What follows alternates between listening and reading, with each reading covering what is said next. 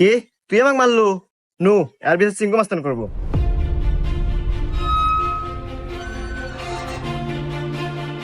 চিঙ্কু মাস্তান, ও আমাকে একটা থাপড় মারছে, আর বিচার দেন। এই, আমি সিংকু মাস্তান। এই এলাকা যত সমস্যা সঠিক সমাধান আমি নিজে দেই। নয় ওরা এক থাপড় খাবো, আর নাহলে এক থাপড়ের বদলে 10টা জরিমানা দেবো।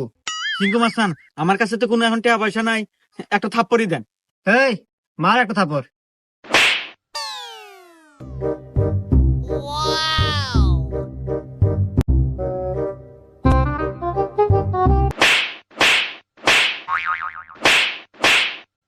এই যে আমি এখান থেকে যাওয়ার সময় 85 টাকা পরে পাচ্ছিলাম, তো ভাবলাম যে এখানে খরচ করে দিই।